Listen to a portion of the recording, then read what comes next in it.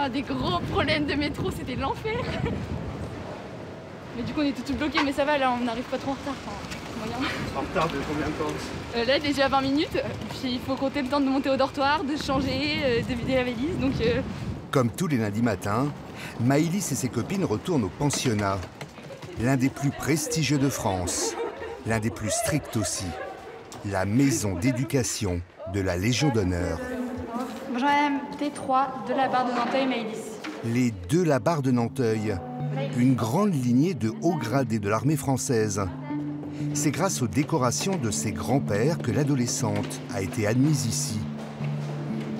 Un établissement créé en 1805 par Napoléon pour offrir une éducation aux filles de ses soldats les plus méritants. Un lycée 100% féminin de 500 élèves, au cadre majestueux, l'ancienne abbaye royale de la basilique de Saint-Denis. Seules sont acceptées les filles, petites filles et arrière-petites filles de médaillés de la Légion d'honneur ou de l'Ordre national du mérite. Plongées dans un univers codifié, comme figé dans le temps, où l'on prône l'ordre, la tradition et l'excellence. Alors, on va monter par l'escalier qui s'appelle l'escalier Chapelle pour atteindre votre dortoir. Allez, je vous laisse l'honneur. Entrer à la Légion est un peu comme entrer dans les ordres. En raison du Covid, on a un sens de circulation. Ce matin, Madame Michaud, la surveillante générale, accueille Marie, une nouvelle élève de seconde, repêchée un mois après la rentrée, grâce à un désistement. Voilà, ça va être un petit peu votre chez vous. Alors, vous allez occuper le lit 15. L'un des 90 lits que compte chacun des 3 dortoirs de la Légion. Voilà, vous allez être ici. Vous avez à votre disposition une armoire et vous organisez votre espace nuit comme vous le souhaitez. D'accord? Je vous laisse avec votre maman tranquillement vous installer. C'est grand, mais on est vraiment beaucoup en fait. Je ne m'étais pas rendu compte. Ça a l'air bien, c'est vrai que c'est grand. Hein. Pourquoi tu avais envie de venir ici? J'avais entendu qu'il y avait un bon niveau et qu'il y avait une bonne ambiance. Du coup, je voulais essayer. Sur 700 demandes par an, seul un tiers est accepté par l'école. Marie a finalement été retenue pour sa motivation, mais surtout pour son excellent niveau scolaire. Bonjour mesdames.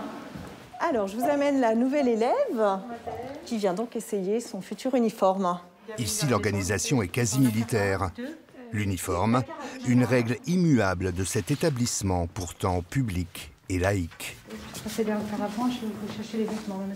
Avec ses parents, Marie habite une banlieue chic de Paris.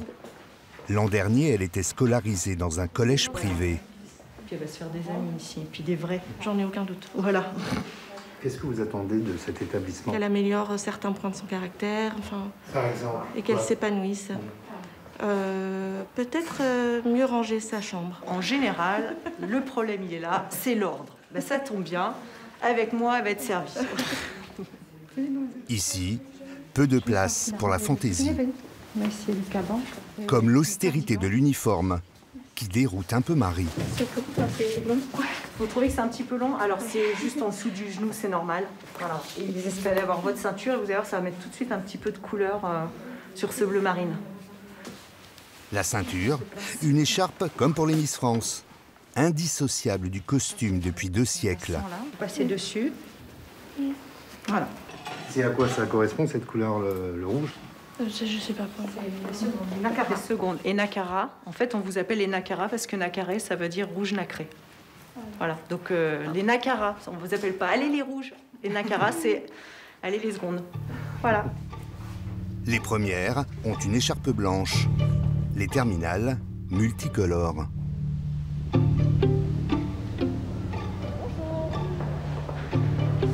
Ne courez pas, ne courez pas. Madame Michaud est la gardienne de ce temple de la tradition. Bonjour mademoiselle. Que se passe-t-il? Que s'est-il passé ce week-end? Alors, je vais vous demander d'enlever le gilet parce que là... Du coup, vous vous êtes en quelle classe? 6e, 5e, 4e? Je ne vois pas de ceinture. Oui, j'ai oublié ma ceinture chez moi. Alors, c'est pas grave. Par contre, vous allez aller à la roberie et la dame de la roberie va vous prêter une ceinture. Elle a voulu mettre son pull parce qu'elle avait froid et je pense pour cacher le fait qu'elle n'avait pas de ceinture. Et là, on voit une petite usure du gilet uniforme. Pour moi, ça fait partie de la maison. C'est important. Ça fait partie aussi de la rigueur, du respect. Et ça masque les différences sociales. Il n'y a pas de punition. Par contre, son gilet, je le remettrai à sa maman le jour de la réunion parents-professeurs. Voilà. Je vous laisse aller à la roberie. Même les cheveux décolorés sont interdits. Bonjour mademoiselle, qu'est-ce qui s'est passé au niveau de vos cheveux? En fait, c'est un petit problème. Un petit problème, c'est-à-dire? C'est à cause j'ai fait cet été et ça s'en va pas? Non. Bon, vous essayez de bien shampouiner et de vous attacher les cheveux pour que ça reste plus discret. Par contre, je pense qu'il faut changer les chaussures. On est impeccable demain matin, vous venez me voir au bureau, on vérifie ensemble. Vous passez pour la méchante? Oui, je passe pour la méchante, mais c'est pas grave. Hein. Ça me dérange pas, c'est des ados, je pense qu'il faut accepter le jeu. Moi, je répète et elle joue au jeu de l'interdit. Mais c'est pas grave. Hein. Un petit jeu qui peut coûter cher. Au bout de 2 avertissements, plus possible de se réinscrire l'année suivante. Au 3e, exclusion directe. En 8 ans, seules 3 jeunes filles ont été renvoyées pour avoir inscrit des graffitis sur les murs du bâtiment scolaire. Bon cours de latin. Hein. À l'image de Diane, 16 ans, la quasi-totalité des lycéennes acceptent les règles, sans broncher. Vous vous installez. Cette jeune fille modèle, dont le grand-père était général, excelle en maths, sciences éco et latin.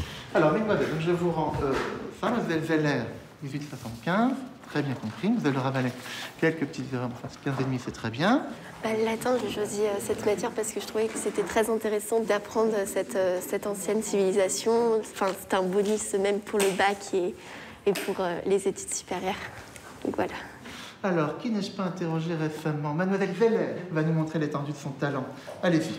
Dans ce lycée d'élite, le taux de réussite au bac est de 100%, dont 50% de mentions très bien en 2019. Non delewissé. Impeccable. 1, 2, 3, 4. Pour parfaire l'éducation de ces demoiselles, rien de tel que la grande musique. Un héritage de l'époque napoléonienne, où les jeunes filles de bonne famille devaient savoir jouer Mozart pour briller en société. On est sûr. Diane, elle, fait du violon depuis l'âge de 8 ans. Oui, c'est ça. Oui, amuse-toi un peu là-dessus. Dans ce pavillon de musique digne d'un conservatoire, 20 studios. La Légion dispose même d'un orchestre et d'une chorale. La scolarité est gratuite, mais les frais d'internat coûtent 2 800 € par élève et par an. Le prix à payer pour des familles qui ambitionnent pour ces adolescentes grandes écoles et universités prestigieuses. Après les cours, études surveillées tous les soirs, avant et après le dîner. On entendrait une mouche voler.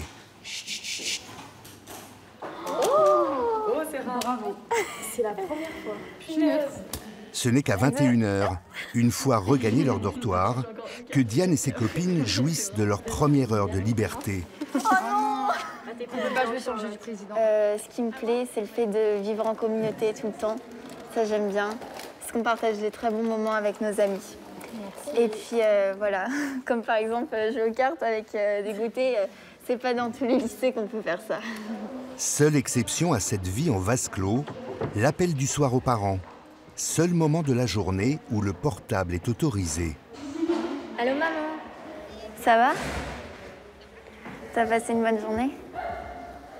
Demain j'ai 1 heure de maths et 1 heure d'SVT de contrôle. Et aussi peut-être le latin, donc... Très bien, chat. Avant l'extinction des feux à 22 h, dernière inspection de Madame Michaud, la surveillante générale. Les filles, il est 21h55, on va bientôt éteindre.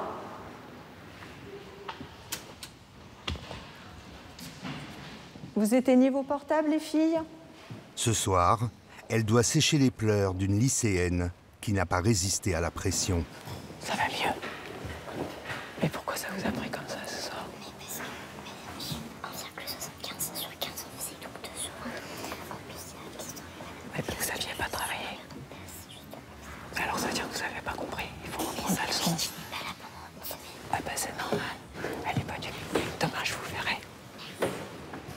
Les filles, 21h59. Je vous souhaite une bonne nuit. À demain.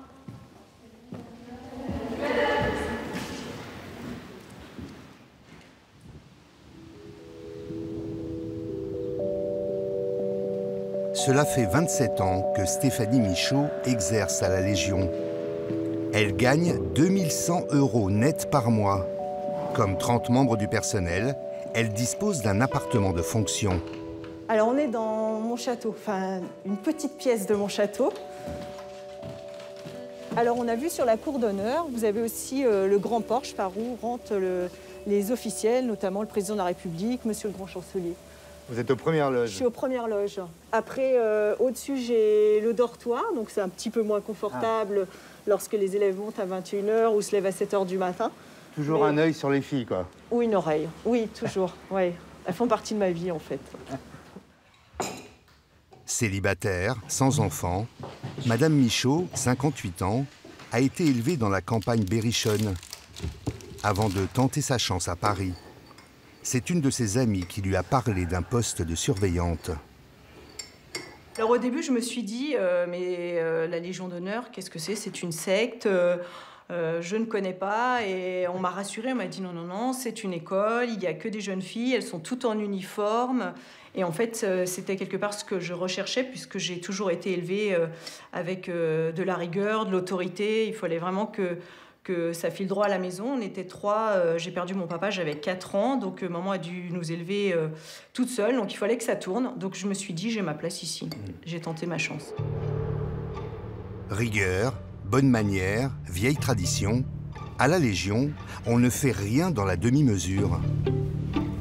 Ce jour-là, la directrice, Madame Laurenté, la surintendante, comme on dit ici, préside la commission de la vie, dans le très solennel Salon des Princes.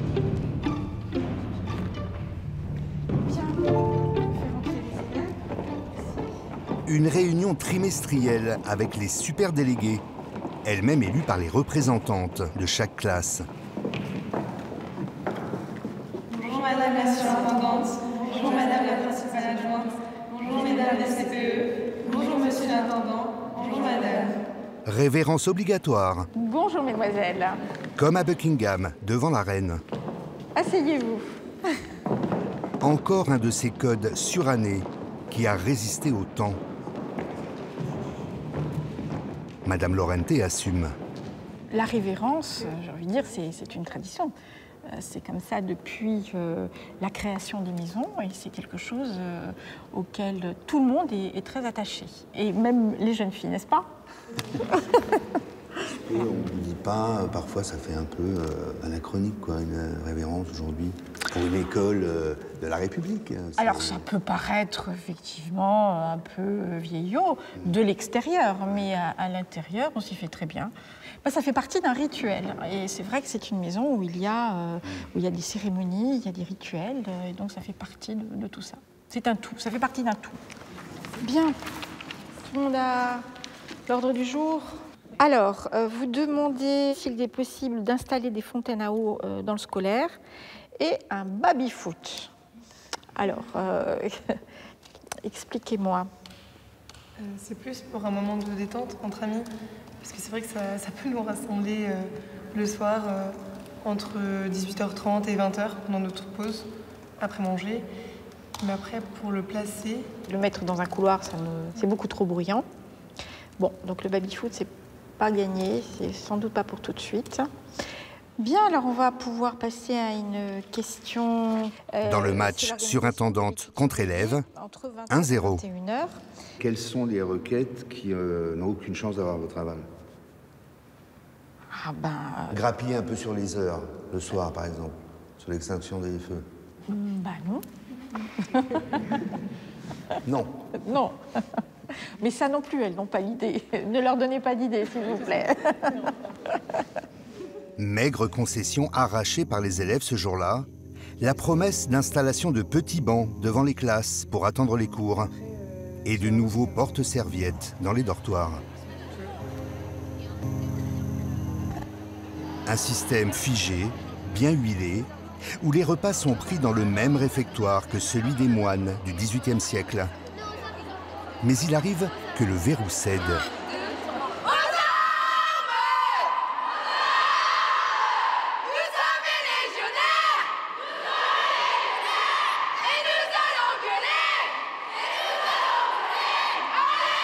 Sans demander l'autorisation, les filles entonnent parfois ce chant aux accents guerriers, devenu leur hymne. Un rare acte de rébellion, somme toute assez sage.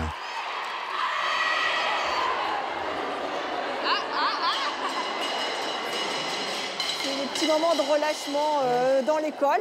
Si ça dégénère, on serre la vis. Donc en soi, là, vous voyez, ça a duré 2 secondes. C'était pas grave, elles se sont fait un petit plaisir. Ça me dérange pas. Nous aussi, on doit s'adapter, trouver un équilibre pour qu'elles puissent aussi se libérer et pas toujours dans le travail. Voilà, c'est important. Elles chantent fort, hein, ça... Ah, mais elles sont à l'unisson et vous n'avez pas entendu Michel Sardou, les lacs du Connemara et tout le registre qu'elles ont, mais elles chantent fort. Un esprit de corps qui perdure même en dehors de l'internat. Le mercredi après-midi est libre. Maëlys et ses copines en profitent pour enlever l'uniforme et se balader ensemble dans Saint-Denis. Nickel! Vous venez avec nous? Et alors là, on est mercredi après-midi, c'est symbole de quoi? De la délivrance. Une sortie entre filles où l'on parle davantage des devoirs et des résultats scolaires J'ai 3 livres à lire, et 2 en allemand. que des histoires de cœur. Pendant 2 semaines. Est-ce que les garçons, au bout d'un moment, ça vous manque pas? Pas du tout.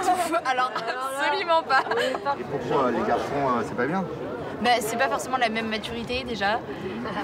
Mais on est vraiment naturel, on n'a pas la pression de notre apparence par rapport aux autres filles, par rapport aux garçons qui nous regardent. C'est vraiment agréable. Enfin, on a le week-end pour retrouver les garçons, quoi. Du coup, voilà. Ça veut dire que vous avez tout un petit copain à côté? Non, non. Ouh là là. Enfin, on n'a pas besoin de se prendre la tête avec ça maintenant, quoi. Ouais. Ah ouais. Bah là, c'est vraiment les amitiés, le travail aussi un petit peu. Un peu beaucoup. Aujourd'hui, un tiers des élèves est issu de familles de cadres ou cadres supérieurs, contre 11% d'ouvriers. Les filles du militaire ne représentent plus que 6% de l'effectif, à l'image de la plus haute distinction française, décernée désormais autant à des civils qu'à des gradés. Lily Rose, en classe de terminale, est là grâce à sa grand-mère, une agricultrice. Sa maman est laborantine, son papa coiffeur. Elle s'empresse de les rejoindre tous les week-ends. Oh, bah, ça fait du bien de pouvoir un peu remettre des choses qu'on aime, un peu plus personnelles. Mais c'est vrai que moi j'adore tout ce qui est mode, etc. Donc ça m'a fait un petit pincement au cœur de ranger mes vêtements dans l'armoire tout le long de la semaine. Mais c'est marqué dans le règlement, on l'a signé, donc on ne l'aimait pas. Lily Rose habite loin de Saint-Denis, près de Besançon, en Franche-Comté. 400 km, 3 heures de transport, tous les vendredis soirs. C'est sa maman, Fabienne, qui la récupère au train. Dans ma biche. Alors, t'as passé une bonne J'ai ramené mes draps pour les laver. D'accord, t'as bien. Je crève la dalle. Son intégration à la Légion ne s'est pas faite sans douleur. Elle avait à peine 15 ans et a mal vécu l'éloignement. C'est bien enlevé. C'est sûr. Le premier soir, le téléphone sonne. J'étais trop heureuse et impatiente d'aller l'écouter. Et là, j'avais pas décroché qu'elle était en larmes. Elle voulait rentrer, ça allait pas du tout. Donc, sentir sa fille pas bien comme ça, c'est très difficile en tant que parent. On est content aujourd'hui qu'elle appelle un peu moins parce qu'on se dit que c'est que ça va mieux. Lily Rose a grandi dans ce petit bourg de 120 âmes, perdu dans la campagne franc-comtoise. C'est Mamie Claudette qui a été son sésame pour intégrer l'internat de la Légion. Ça va? Oh ma biche! Ça va? Ça va toi? Ouais, t'as bonne biche. Ça va? Oui, je vois rien. Ça? Bonjour. Claudette Tissot, 68 ans, est productrice de lait en Saône-et-Loire et militante syndicale. Bonjour, bonjour. Comment va? Elle s'est battue pour les droits sociaux et la reconnaissance des femmes agricultrices. C'est à ce titre qu'elle a reçu la Légion d'honneur en 2010. Souvenir ému. Lors de la cérémonie, sa petite fille, alors âgée de 7 ans, lui avait lu un discours. Je me suis ainsi rendu compte que ce travail était difficile et combien tu méritais cette médaille aujourd'hui. Oh, trop gentil. Donc, au nom du président de la République et en vertu des pouvoirs qui nous sont conférés, nous vous faisons chevalier de la Légion d'honneur.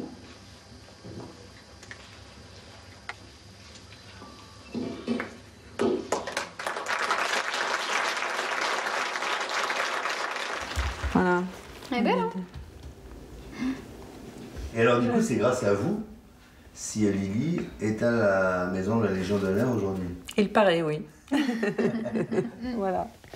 Depuis toute petite, Lily Rose rêve d'être magistrate. Elle s'est dit que le lycée de la Légion d'honneur pourrait l'aider à réaliser ses ambitions.